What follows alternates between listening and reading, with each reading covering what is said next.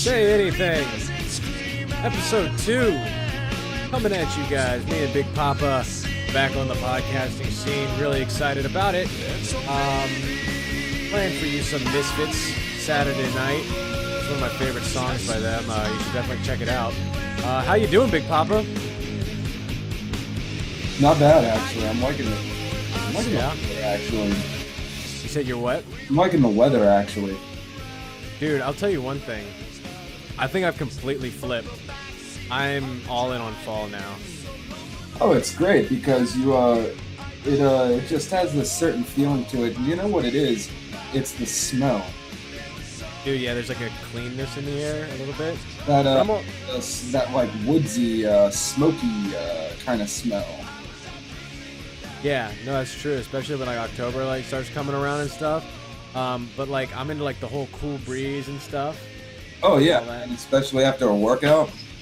Oh yeah, dude. Like it's like you hit the weights really hard and then you like take your shirt off and then like go stand out in the cold, you know?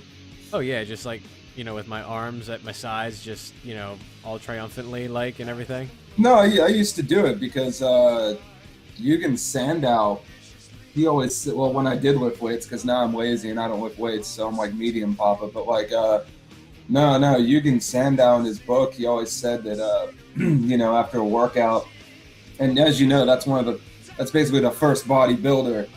He always said that after a workout, you know, you should take like a freezing cold bath. It's pretty funny to think that he was talking about that so long ago, and now it's commonplace with ice baths, cryotherapy, and things like that. No, absolutely. The issue with fall has always been this, man, is that it goes right into winter. And the thing about winter is I love the aesthetic of winter. I just hate the cold.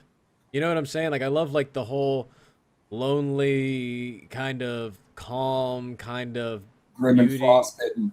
Grim and frostbitten, like kind of, you know, aesthetic, but from afar. Like I hate being in cold. I kind of wish I liked the cold because again, I love the aesthetic of cold. You know, the metal that we listen to a lot has images and imagery of, you know, frosty areas and everything. So, you know, it's something that I really enjoy, but it's just, dude, I hate the cold. I hate the clothes you have to wear when it's cold. It's awful all around, you know?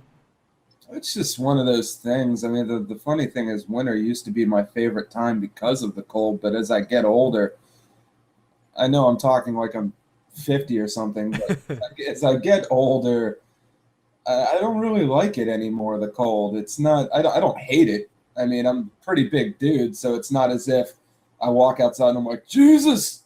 But, you know, it's not like it used to be. I don't enjoy it as much as I did. Yeah, and I mean, like, snow's pretty cool and everything until you get snowed in. Like, being snowed in sucks. You've never been snowed in. I've been snowed in. Where?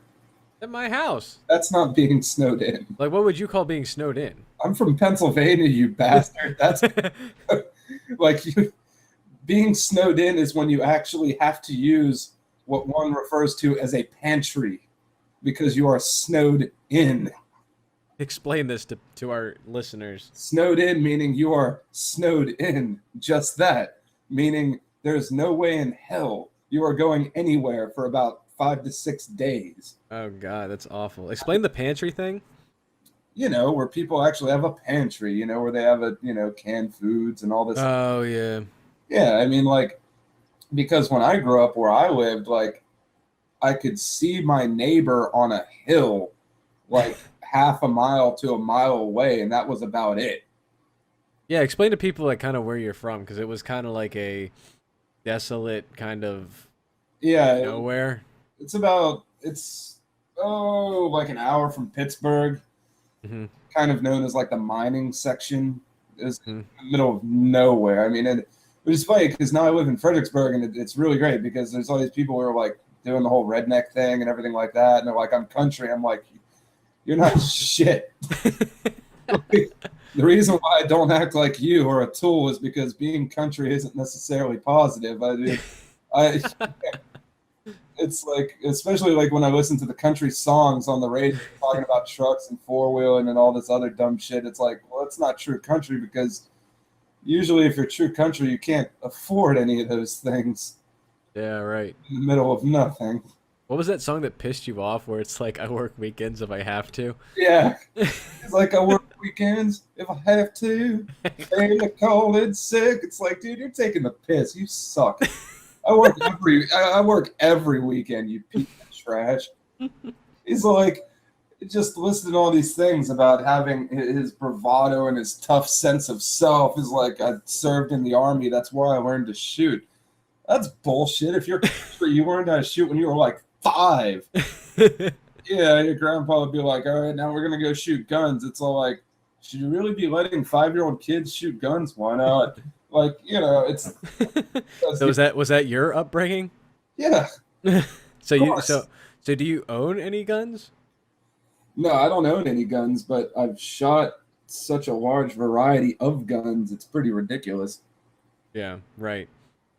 Right. So I wanted to tell you, I know that I kind of like told you a little bit, but I wanted to tell you again. So just for everyone kind of wondering like where my podcasts have been and everything, I've been filming some podcasts, but some of the hosts that I do on other podcasts and stuff. So if you're subscribed, I don't know if anyone is right now, but if you're on iTunes or whatever and you're listening to my podcast, I have other shows with other hosts and stuff. And They were Sam. yeah, Sailor Sam, and there's like some editing that needs to take place in some of those, or like podcasts that I wanted to do where people just kind of flaked out on me, whatever. So that's why there's kind of been a delay. But I want to tell you, man, like I keep every time I go to SoundCloud and I see the likes, it's this podcast. Like people love, they must love you or something, man. Like you have right now, you're probably tied top 2. Actually, no, you're number 2. No, you're not number 2. You're up there. You're at least top 3 or 5 in the shows that I've done so far, and you've only done like one episode, you know? I mean, it's good to know that I know I suck at life, but at least apparently I don't suck at ranting or talking about things. I mean, that's a pretty basic skill to have. I would hope that I'm good at something. And you're a very entertaining and unique guy that a lot of people just kind of want to listen to. Ugh. Wait, let me sit it. Thanks, bro. Thanks. Thanks, man. Uh, So hopefully this one does well as well. But I heard that congratulations on you're moving up at your current job. yeah, I did. I moved up. I got another raise. I'm doing really well. If you would have told me that I would end up doing this sort of thing as a profession, there's no way I would have believed you. I totally would have believed it. It's definitely your kind of job too, because I mean you're in the pond industry, right? Exactly. Yeah, yeah. So I mean there were like 3 things that I thought that you would be really good at. I mean there's a lot of things you could be really good at, but like 3 professions that I've always kind of wanted to see you try. It's weird that like you did one of them. Like one I'm not gonna say on air. The other one is like repo man, and then another one is like I could see you doing like pawn. Like just kind of just dealing with people and being like, yeah, I'll give you like $3 for this 1776 Declaration of Independence or whatever. Right. You Well, know. and before that, I was a mechanic, and I got tired of just when you're a mechanic, there's just so much bullshit. Yeah, right. Oh yeah, there's always like the soccer mom who like drives the fan on 95 for like 40 minutes and then decides to get the oil changed, and she's like in the waiting room. Why isn't it done?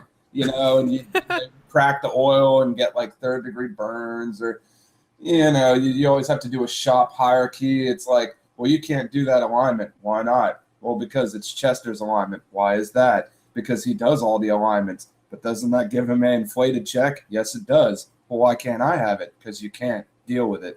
So, Oh wow, I didn't know this. oh yeah, just dumb shit.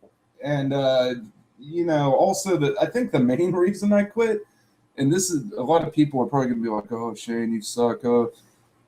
Just AC the goddamn shop. What do you mean? Just AC the shop, man. That's all you have to do. AC? What do you Right. mean? Because when you're a mechanic, 9 times out of 10, you're working in a all cinder block brick, unair conditioned building. Oh right, yeah. So You're telling me about that. How much water would you drink a day? at the worst of it, 3 gallons. Jesus. Yeah, and it's like it's just so stupid. And like after a couple times of like almost passing out, and the funny thing is it's pretty bad. I mean, I built decks and stuff too, where you're like right under the sun and you're sweating so much that you can't even see because it's just like dripping in your eyes, and you feel like a slug that's like kind of like just like bunching up in the heat. The mechanic is way worse because you're not doing all that, but you're like slowly basting yourself You're because like in an oven, right? you're in if it's like 95 degrees outside, it sure as hell is 110 in there. Oh wow. And a fan doesn't help, nothing helps, and I don't want people to be like, Shane, you're a pussy, but whatever, man. If you do it every day, 11 hours a day, eventually you get to a point where you just get sick of the shit. And what are brakes like and everything? Not like car brakes, but do they like what's it like if you need to take a break or whatever? Are you constantly standing and working on cars and everything? Oh, it's actually it's actually really relaxed on that because nobody cares. I mean, if you want to take a break, you just I don't. It's not like I ask anybody. It's just whatever. I'm going and taking a break.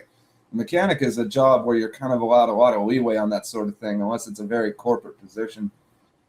Right. Okay. Cool. But you like what you're doing now better though. I do. I do. I do. Okay.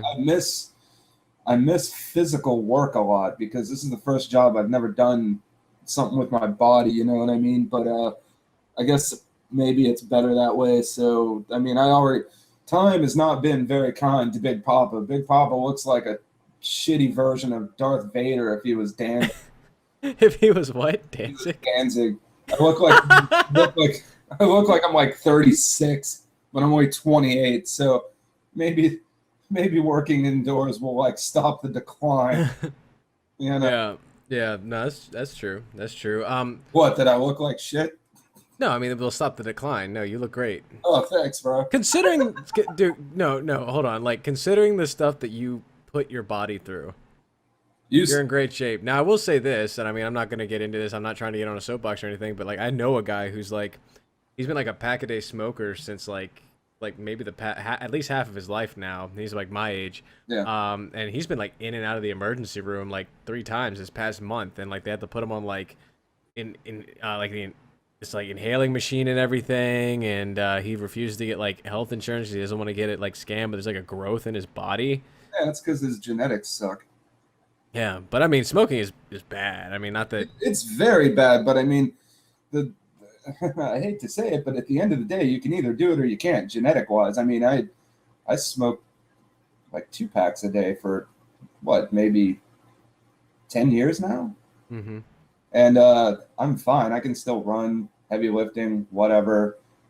Yeah, I don't really have a smoker's cough really either. Maybe in the morning a little now that I'm getting older, but Well, like one day, this stuff happens, that, like just split, and I love you, man. I don't want to see you. I don't want to see you go, dude. or it might not. It might. It's true. You technically can't say that smoking causes lung cancer because not everyone who smokes gets lung cancer. Well, it does and it does not. It heightens the probability. That's for Exactly. Like as an epidemiologist, and I love saying that. Sorry, but I really wanted to say that. sure. As an epidemiologist, like you can only say that smoking and lung cancer are just very highly correlated, I guess. The funny thing though is when I looked at the numbers and crunched them myself, they're actually not. You'd really be surprised how weird it is. I think uh, God, I mean, if you take into account the amount smoked and the time smoking, it's pretty amazing the amount of people who will have lung cancer because of it. It's actually, you'd think it would be a lot larger.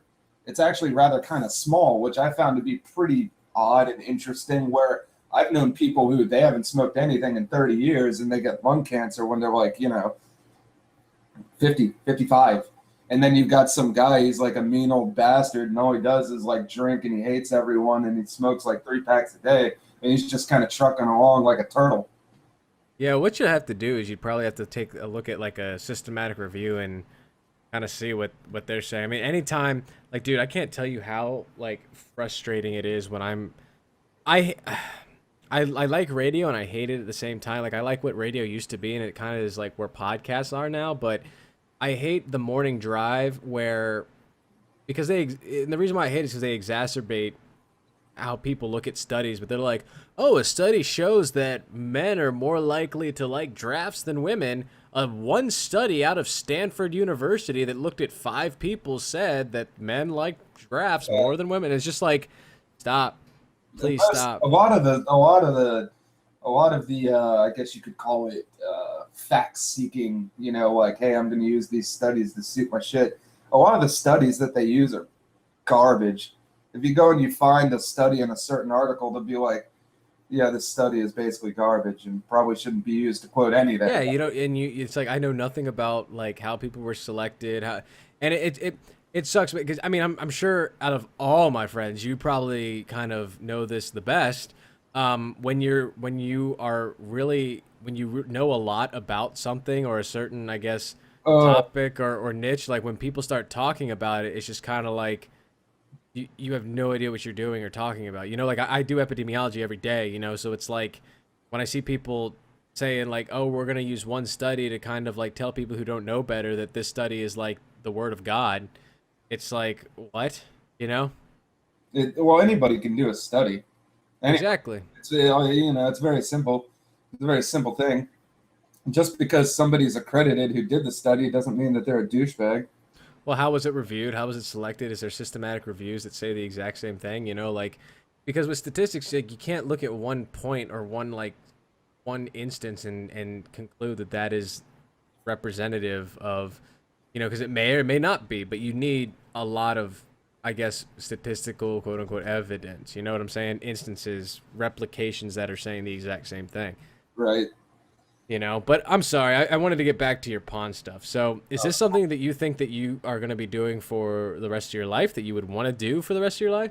I don't know, man. At this stage of the game, though, at this stage of the game, I didn't go to college. I've been doing this now for 5, 6 years.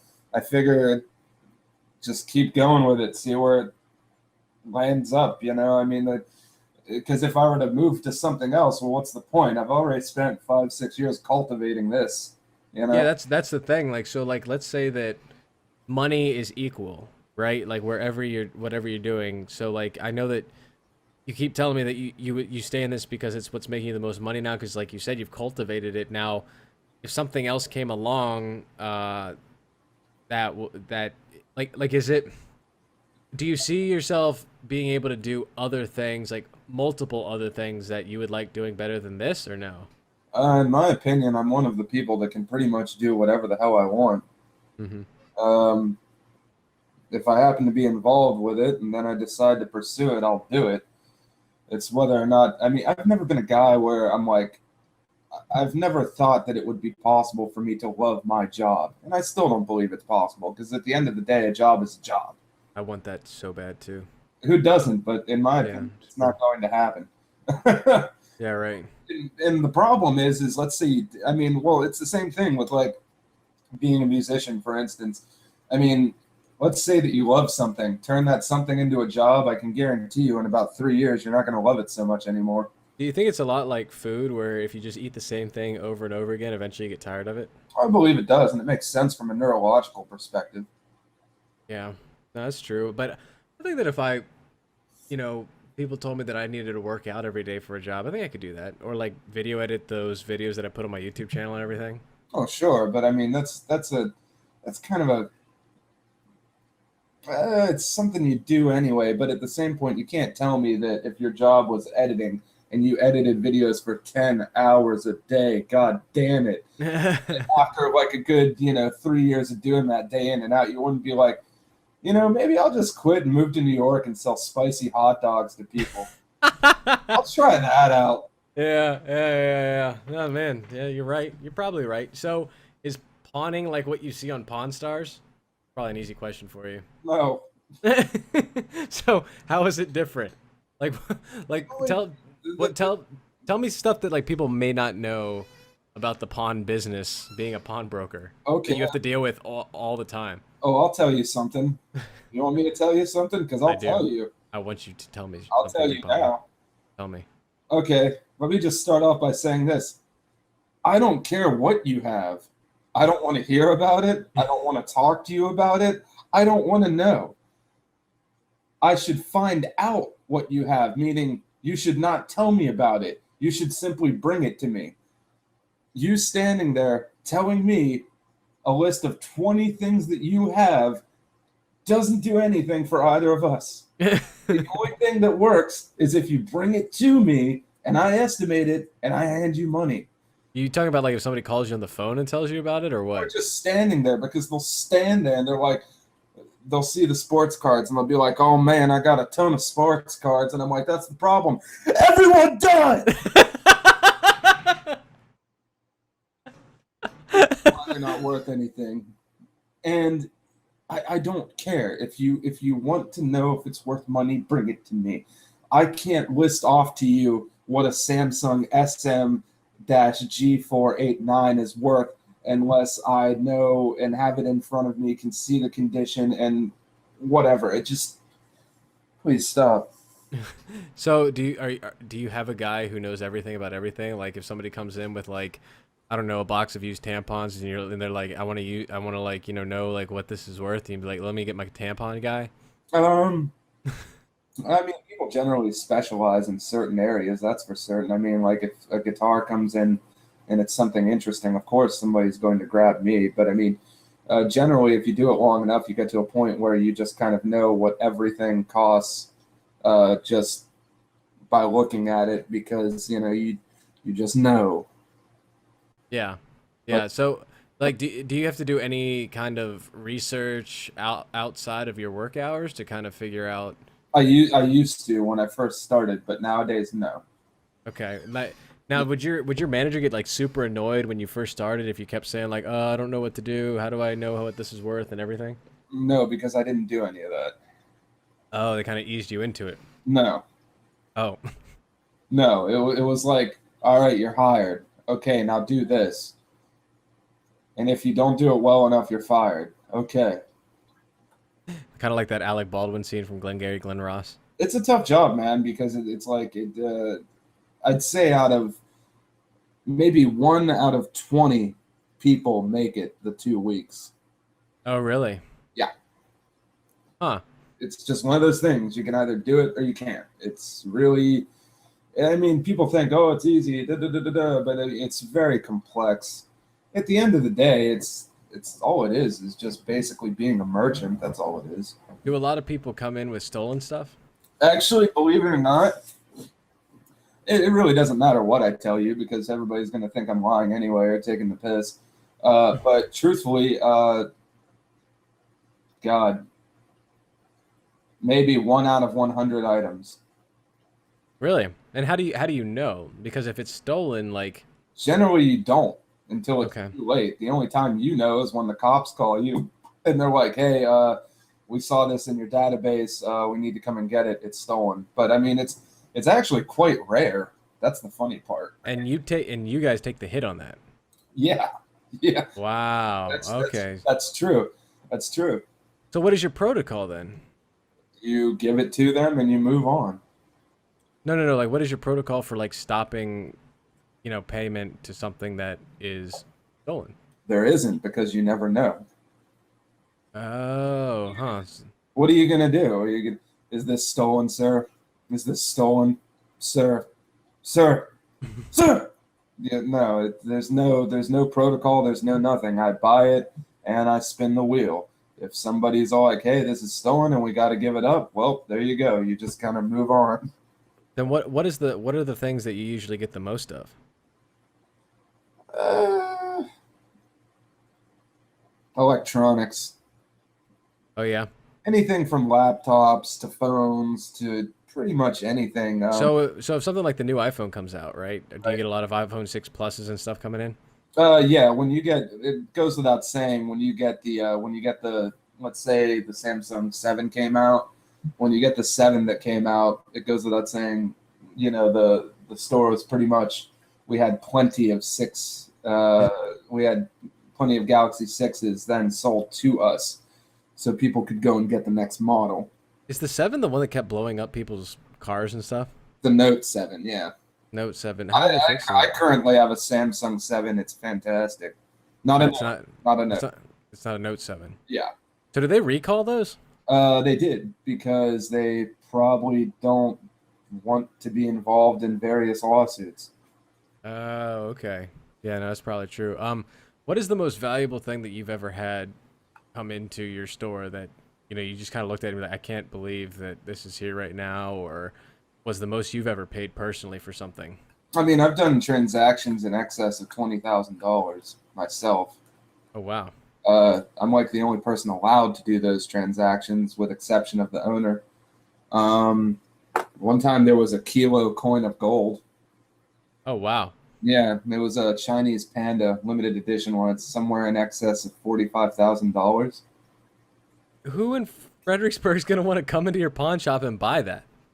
Oh, that's the thing. I mean, most of our business, it involves, it doesn't involve in-store sales at all. Oh, it's online. A lot of it's online. I mean, that's pretty much anything nowadays, honestly, because you can generate so much more income online. And honestly, if you are, I mean, if you're basically, let me say, how would I say this? I guess I could say, if you're going to sit there and depend on people to come into the store and make money for you, at the end of the day, you're a damn fool. Yeah, right. So, is your I guess your business is doing pretty well if you can do transactions of that magnitude, right? Well, yeah, but transactions of that magnitude, in all honesty, they don't tend to make you very much because, I mean, for instance, let's say we bought the gold coin, we sold the gold coin later that day. Oh, did you really? Oh, yeah, it basically existed in the store for maybe a few hours and it was gone. Is that something that usually happens? Because I figure that not oftentimes you'll have, stuff like that selling immediately, right? Of course you do. Really? Because like not a lot of people on there are a lot of people online who would, I guess, buy stuff like that, I guess. Oh, yeah. Huh. Oh, instantaneously. And that's the funny part about it because people would think that it's kind of like the whole thing with watches. It's like this with watches. Can I sell a $100 watch? Perhaps maybe in a year. Can I sell a $500 watch? Perhaps maybe in 6 months. Can I sell a $5,000 watch? Yes, I can sell it in about half a week. Really? Because I just figure that people don't really have that much capital just rolling around, you know? Well, I mean, it's not that very many people do. They don't at all. Most people are broke and worthless like me. But there are people who have plenty of money. I mean, if you look at a town, for instance, let's say the population of a town or a county is anywhere in, let's say, I don't know, say you have 20,000 people.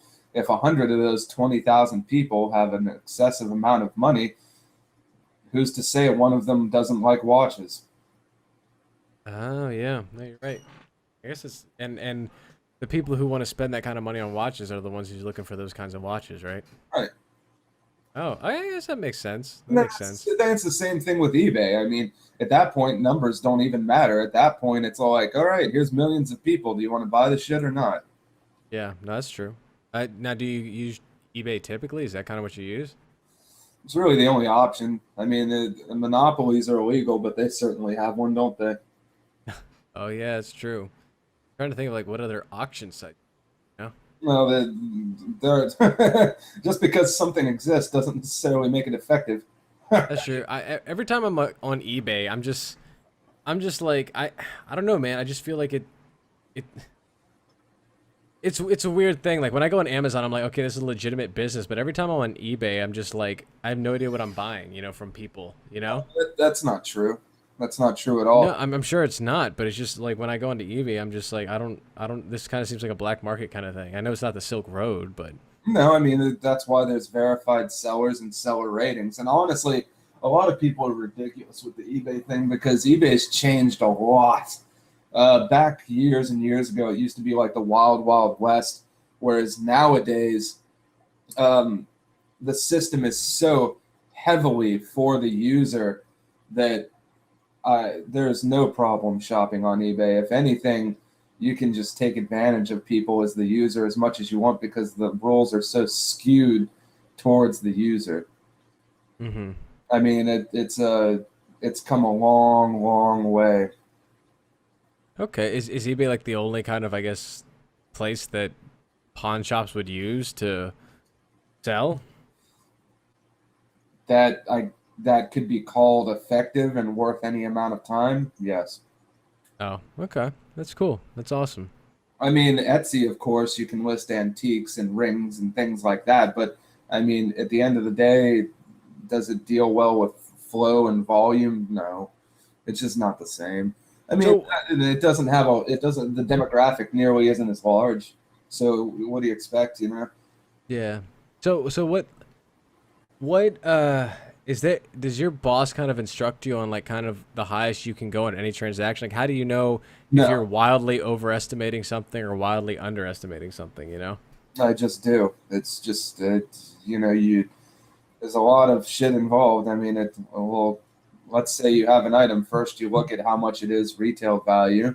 Then you look at how much it is retail on Amazon. Then you look at how much it is retail on eBay. Then you look at it from various other places. Then you kind of average all those numbers together. So you have your retail price or something that looks like it. Then you look at how much it's worth used market. You look at how much it is in stores. You look at how much it is on Amazon, how much it is on eBay, how much it is on perhaps maybe Craigslist, and then you average all that together. But at the end of the day, it's just simply if I have something that it's worth about $50, I'm going to pay $25 to $20 for it.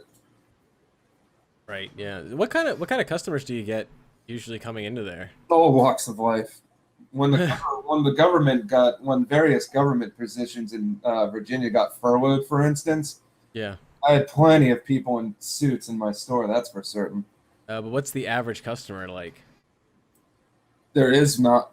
Once again, people are going to Hmm. be like, "Shane's taking the piss." Da, da, da, da. Nobody's really going to believe me what I say, but I mean, it's so completely and totally random. It's ridiculous. Anything from some redneck guy with no teeth to the old lady who needs a couple bucks because her social uh, what's that called again? Security? Yeah, her social security sucks and isn't enough. Anywhere to various business owners who need to move $10,000 to $20,000 because they need to pay a bill at a certain time, but they don't want to do it through somewhere. They want to do it, not through a bank. They want to do it there. Anything you could really imagine, government employees, military, everything. Because at the end of the day, if you think about it, pawning is it's a pretty goddamn luxurious service. No, I mean, I guess so. Well, think about it like this: can you walk into your bank and be like, "Can I borrow $500 right now, please?" No, there'd be like a lot of steps. Yeah, it doesn't really work like that. Or can you walk into your bank and be like, "Hey, can I get $20 for gas? I'll Oh, yeah. come back on Friday and give it to you." No. So if Oh, right. it's like the People's Bank. The people's thing.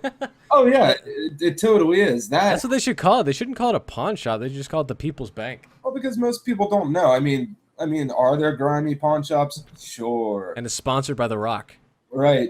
It's like, I mean, honestly, knowing now what I know, I'd rather use a pawn shop than a credit card.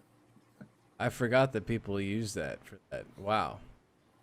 So what kind of how do you discuss like the value of like if somebody comes in and is like I want 500 bucks, what kind of thing do you need to see to give them 500 bucks? I need something worth about 1,100 to $1,000. Oh. Because if it's lost, well, then I need to sell it.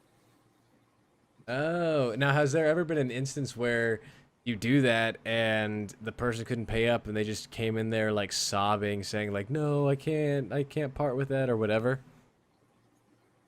That's actually rather oddly rare too, but it does happen. It's happened. Of course, it happens, but it's not as common as you think. Because I mean, let's face facts. We live in a society of consumers. Mhm. I mean, who's going to cry about their PlayStation 3 when they've probably gone through two of them and have so much other shit stockpiled in their house that they wasted money on? Well, has there ever been like an instance where someone's like, "Here's my like husband's wedding ring he gave me back in the 1940s or something," and they couldn't pay it back, and it's yours now? All the time. And they like freak out when they can't pay it. Not generally, maybe maybe 2 out of 10. Well, what was an instance where like something like that happened? No, just somebody they loaned too much and got into a bit of a tiff and they couldn't pay it back. No, I don't want anybody's stuff because then I have to get off my somewhat fat ass and then price it. It's it takes up my time. Ideally I'd rather have people pick up their stuff so I don't have to do anything. Yeah, right. It's pretty funny because people do this weird shit to me where they're like, "Oh, you want my stuff?" I'm like, "Buddy, I really don't care about anything you have. It's not Yeah. impressive at all to me. I'd rather Oh, you wow. get it.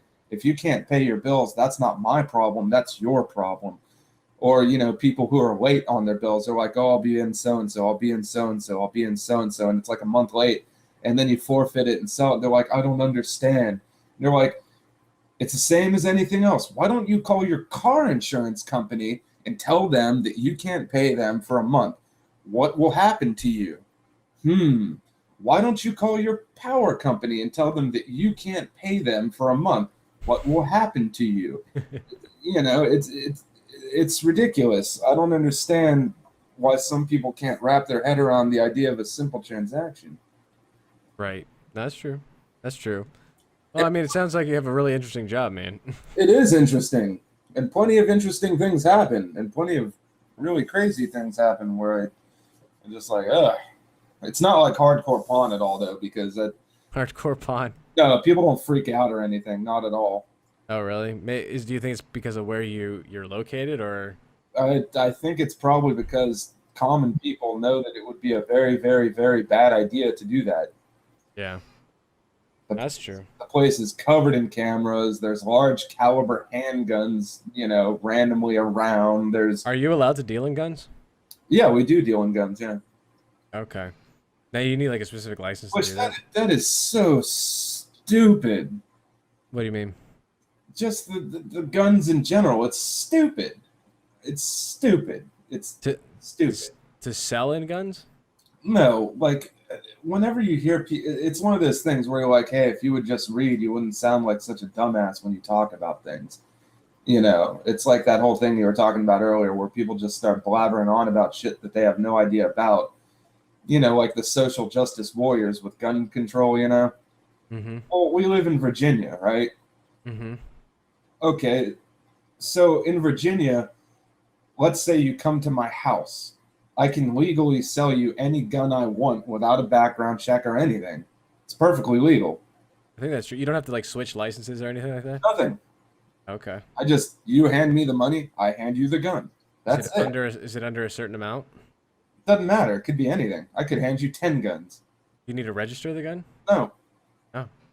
So why the hell am I doing background checks?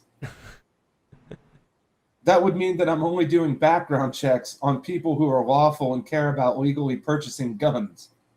Yeah. It's stupid. Yeah, I think there's a lot of people who would, that does kind of have a lot of people with arguments, and everything about that, and a lot of people want to talk about like loopholes like that, with people acquiring guns. It's not even a loophole, Jason. To have a loophole, it has to be something that's by the wayside, or perhaps maybe a bit interesting, or perhaps maybe something what one was not expecting. There's nothing loopholeish about me just blatantly handing people guns because it's perfectly legal. Yeah, that's true. So it's like the paperwork thing is so stupid because I'm sitting there doing these massive forms, doing massive background checks, when in reality, if you wanted to, you could just go and buy whatever the hell you want from some guy. In Virginia. Yeah, in Virginia, for instance. Oh, I didn't know that. And, in all honesty, it's so easy to buy guns anyway. In any state, if you really want to. If you Oh, I'm really sure. That's the deal with a lot of things, I think. Yeah, that's anything. That's kind of like saying it's it it's it's just it's so stupid that it just boggles my mind. It blows your mind. It does blow my mind because people start ranting and talking about it when they don't understand anything about it. And Yeah. it certainly doesn't help anything, that's for certain. And then when you look around various government things and agencies, like you look at the amount of money we spend on anti-terrorism and all these things, and yet you can't stop teenagers from blowing up hundreds of people with pressure cookers. It's like, how positive of a message of that? It's like, hey, our budget for intelligence was somewhere in excess of $1 billion this year. God damn, can't defeat those pressure cookers. Yeah, no, that's right. I mean, I'm not trying to make a laughing matter out of it, but you're right. Before we go though, and we took a lot of time talking about pawn shops. I mean, because I'm just very interested in your work because I'm just very interested in it. But when is the Danzig reunion thing going on? Oh, the Misfit show? Yeah. That already happened. It was fantastic. Did you see like clips of it or what? Yeah, the whole thing's on YouTube. Oh, is it really? Yeah, What's the name of it? just Misfits reunion show? yeah. Yeah. So you liked it? I thought he did really well. I mean, the guy's like, I think he's somewhere in the neighborhood of his. God, he's got to be early 60s now. Did I tell you that Doyle liked my Misfits shirt picture? Yeah, dude. Because and Doyle's a beast, man. You can look at him. That's a big dude. Dude, he's a really cool guy. I think I like him. Now, I remember, and you can tell me what you think about this. I was looking at a video of him like talking about, meeting up and doing like a Misfits tour or whatever. He said, music is the only industry where you can have a lot of people just refuse to make millions of dollars, Yeah, or because something along those lines. they hate each other, basically. Yeah, but like he's just like what he was saying was pretty much like, look, who cares if we don't like each other? We will get paid millions of dollars to just play music in front of people. Oh yeah, but it's one of those. I mean, I can understand what he's saying, but I can also understand the other side of it. If I don't like somebody, no matter how much money I'm going to get paid to do something, if I really don't like them, I don't care. I just won't do it. Well, let's get into it a little bit, and you can stop me if I'm going too deep or whatever. There have been instances where you may have had like creative differences with, musical projects you were involved in, correct? Right. If you guys were very popular, and I think you told me that you actually got offered like a label like kind of thing over in the Nordic country, like Norway or something. This is actually true. Yeah. Yeah. So and well, I guess before I ask you your question, like, so why didn't you? Oh, hold on. I'm sorry. I'm back. I'm gonna backtrack. If you were big and huge and whatever, and they said, look, you guys cannot stand each other. You don't want to be in the same room with each other for 3 minutes. But if you were on stage for an hour, 2, 3 times a week for a year, and every time you stepped on stage, you would make hundreds of thousands of dollars, you wouldn't do that? I mean, usually when other musicians decide not to get along and do things together, usually, well, see, Danzig, he doesn't have to get along with anyone. He has his own blossoming career, that provides money for him. So with or without the reunion, he's fine on money. It's kind of Yeah. like when Bauhaus reunited. Peter Murphy's solo career is just fine. He doesn't need money. And if he hates them, why the hell is he, even if it equals money, he doesn't have to do it. He's completely comfortable without doing it. Now, the other people, on the other hand, if they're not well off financially, of course they want to do it. Now, what made? I actually don't know too much about like what made Danzig leave the Misfits. Uh, from what I read about it, he wanted to start doing more darker stuff, dealing with the various horrors of humanity and dealing with, demonic things. And he wanted to get more real. He wanted to stop doing the whole kooky, you know, Like, yeah, show kind of stuff, whereas Jerry Only was like, no, I don't want to do that. That's bad. I just want to do B horror. Yeah, basically. And Danzig was kind of like, well, you really don't do anything for the band, so Oh, Aid. he just didn't. He wanted to move in a different direction. He had already begun to move in a different direction before their last show. He was already writing and doing things with Sam Hain or producing Sam Hain stuff. In fact, some of the Misfits tracks are Sam Hain tracks. So what is Sam Hain again? Sam Hain was Danzig's band right after the Misfits and right before Danzig. It started right after 1983, and it is fantastic. You like it a lot, huh? Oh yeah, oh yeah. Sam Hain is a great band, a really weird band. It's like a mix between punk slash metal slash post punk with some experimental stuff thrown in there with some. It's just weird, man, but it's fantastic. So Sam Hain, Danzig, and Misfits, which one do you like the best? If you had to pick one. God, Like you can only like which one of those was your favorite? in terms of importance during my lifetime, probably Danzig.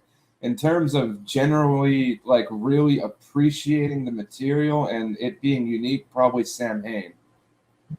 Okay. Now I don't get me wrong. I know every single Misfits song, every single one. mhm. But and it's an amazing punk band. I don't know that there are too many punk bands that, in my mind, are better than the original Misfits. I mean, there's plenty of punk bands, and everybody will hate on me for saying that, but it had a great mix of catchiness slash realness slash aesthetics. Yeah. It was very good for its time. And it was before a lot of other punk bands that were big came about. So you also have to give it credit for that. But I don't really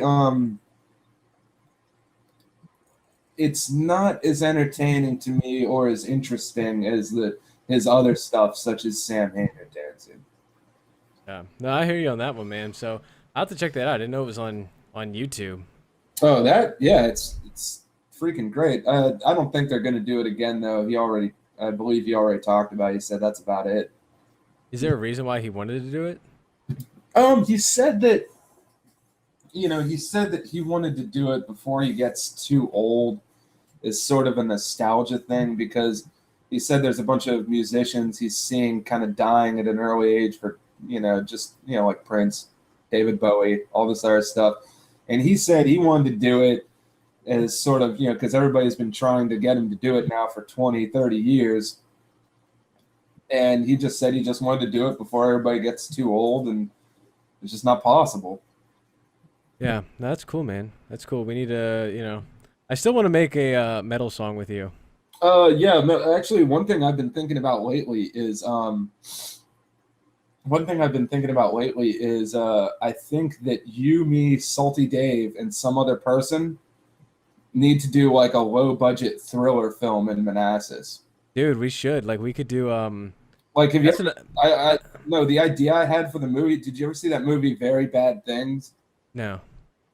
Well, the idea I had for the movie was that we could make it low budget, and basically the idea for the movie would be like me and Dave end up hanging out with some guy or whatever, and we have like a crazy drugged up drunken night or something, and we wake up the next morning and he's dead, And you guys just kind of try to backtrack what happened.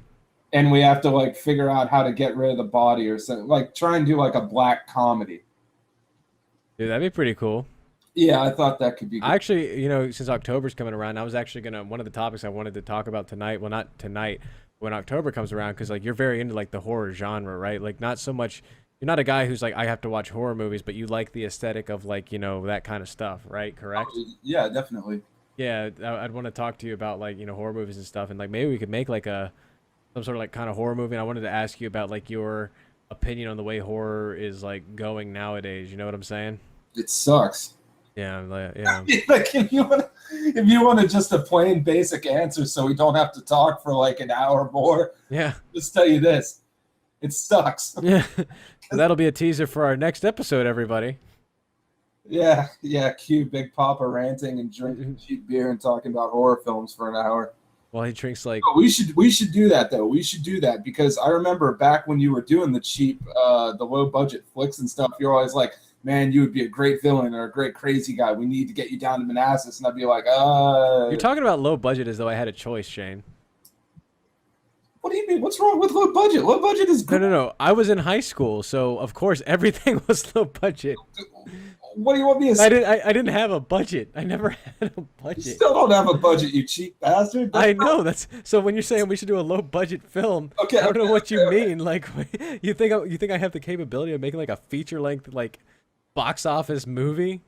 Ugh, you're a Yeah, jabroni. dude. But yeah, we should because the people who like make movies up here, man, like, I just don't know like there if there's ever gonna be and don't call out names because I know who you're gonna think of, but like anyone who would like make movies like up here, like I don't know like how plausible it would be to see anything I guess kind of like come to fruition or whatever. So like someone like you and me, we get like Dave or something, like we should make like a horror movie for October. I think that'd be really great actually. Yeah, just do a really simple 30-minute kind of. I think the thing about horror is that it's stepped away from the. It's just there's nothing mental going on anymore. It's all just chicken shit gore, basically. It's like, let's see how much blood we can throw on the screen, and people will be like, it's so horrifying. Torture porn. Yeah, but yeah, yeah. So I mean, maybe we will make like a 30-minute or something. Maybe people can watch that, man. Well, yeah, let's brainstorm about it. Maybe you come up to Manassas one day or whatever. We get like Dave or whatever, and we sit down, we brainstorm, and we just like film it. Would you be able to get like some like chicks for it or something? Uh, that's the problem. I don't know anybody I anymore. think Dave would probably be able to help us out with that. Dave or dude, wait, why are you asking me to get people? You're Jtrain. You know like 50 people at the gym. Like why can't you get like some bikini model or something or like I don't know. Yeah, well, the thing about women is this. They're not like hard to talk Oh, to, wait, but you like got if no, you did the thing. You did the thing. You did the Michael Bolton thing. Oh, that thing. You What got the that one was you got that chick to come in and like she's like in her underwear like handing you like a spray. drove up like 2 hours, man. Right. So if you can't oh you suck at life. If you can't get if you can't get people to be involved in this, what the hell are we talking about? But we need a good plot that I could like. Okay, here's the deal. If I got a good product, I can sell it. Well, of course, Okay, does that make sense? J Train, that's what you do. And Okay. yeah, no, I told you. I said about 30 minutes, a thriller slash horror. It has to have limited location.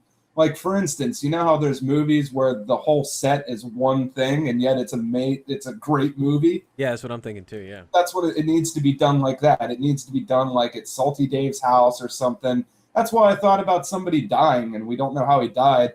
And let's say a bunch of people were looking for the guy, and me and Salty Dave like have to like hide him in the Jeep or like hide him in the closet or something. You gotta like dress him up in the back seat or something like that with like glasses and like a mustache or something. Yeah, either that or like drag him into the living room, put him on the couch, and like There's like a cop there, and it's like, do you know what happened to this man or whatever?